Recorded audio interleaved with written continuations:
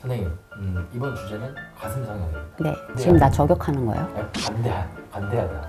성형에 대해서 아니에요. 저는 주제가 나 저격인데? 저 뒤돌아 앉아 있는 거 아닙니다. 예를 들어서 우리가 가슴이 크다라고 해서 무조건 좋을 일도 없고, 가슴이 무조건 나갔다고 해서 좋을 일도 없어요. 나갔다는 건 작을 숫자 그런 거죠.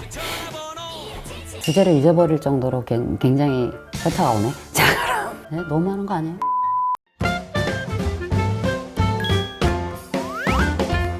선생님, 이번 주제는 가슴 성형입니다. 네, 선생님께서 성형에 대해서 굉장히 지금 나 저격하는 거예요? 반대하다. 성형에 대해서 아니에요. 저는 주제가 나 저격인데? 저 뒤돌아 앉아 있는 거 아닙니다. 슬프네.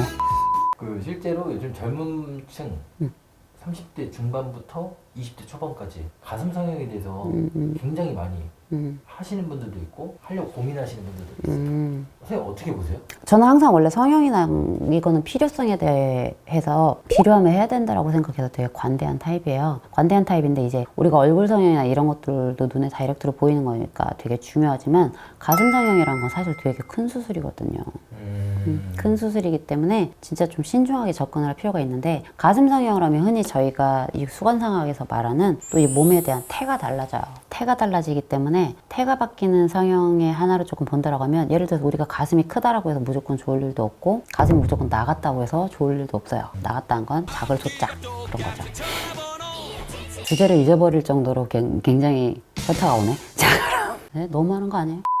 어쨌든 이 태에 대한 변화가 있는데 우리가 태라는 거는 사회생활을 할 때 정말 대인관계에 대단한 지대한 영향을 미칩니다. 그렇기 때문에 마치 이렇게 생각을 하면 돼요. 여자들이 가슴이 무조건 다 큰 걸 선호하지 않고 물론 개개인 편차가 있으니까 다 좋아하는 건 아니에요. 뭐 남자들도 그런 게 있잖아. 제가 이거는 뭐 우리 이상한 방송 아니니까 남성분들도 그 남성성의 자신감을 갖기 위해서 예를 들면 정말 비뇨기과 있는 음경 확대술이라든지 이런 것들이 있잖아요. 음경 확대술과 가슴 확대술 같은 경우는 같은 맥락으로 조금 봐주셔야 돼.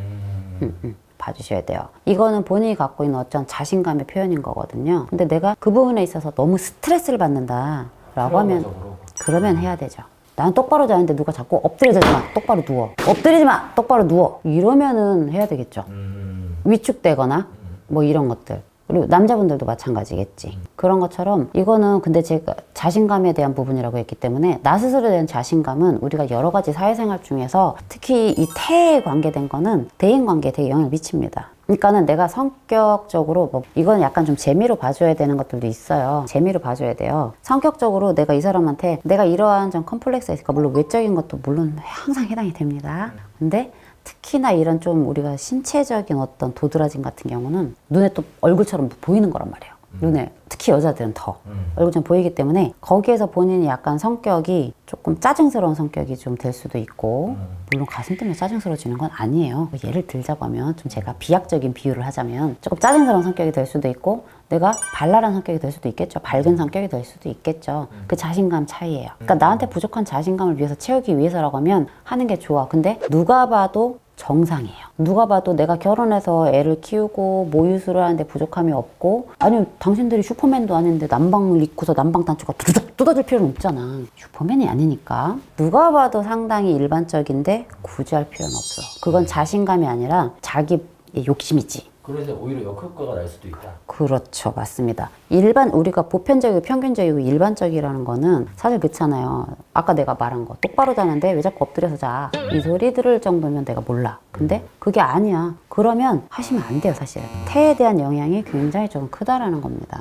이렇게 되면은 내가 좀 약간 과시하는 성향으로 사람이 바뀔 수 있어요. 네. 우리 가끔 헬스 열심히 하시는 분들 헬창이라고 막 그렇게들 말씀하시는데 헬스 하시는 분들 처음에 매소했던 분들이 몸이 커지면 막 벌어져서 막 이렇게 의시되고 막 이러고 다닌단 말이에요. 이러고 다닌단 말이에요. 여자들도 그렇게 돼요. 좀 과시하는 성향이 생겨. 과시하는 성향이 생기면 내 주변에 대인관계가 그런 사람들이 와요.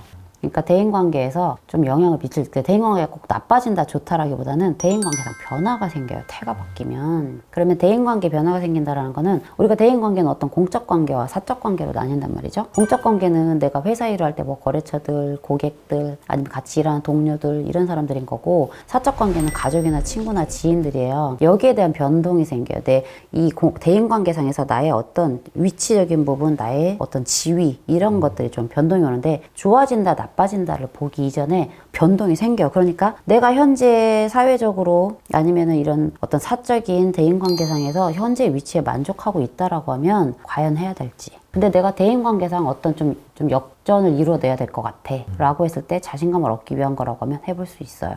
여자분들은 특히 그럴 수 있겠지. 남자들보다 더 도드라지게 보이거든요. 그런 의미에서는 저는 가능하다고 보고, 그렇지 않고 굉장히 일반적이고 지금 나의 대인관계가 만족도가 있다라고 했을 때는 하실 필요 없어요. 정상적인 거를 비정상적인 걸로 바꿀 수는 없어요. 제가 여기서 비정상적인 건 비하하는 의미가 아닙니다. 정상, 아닐 삐자죠. 정상이 아닌 상태라는 거는 평균적이고 보편적인 것보다 도드라지게 다르다라는 거지. 그러니까 내가 정상을 비정상으로 만들 필요는 없다. 그렇게 조금 말씀드릴게요.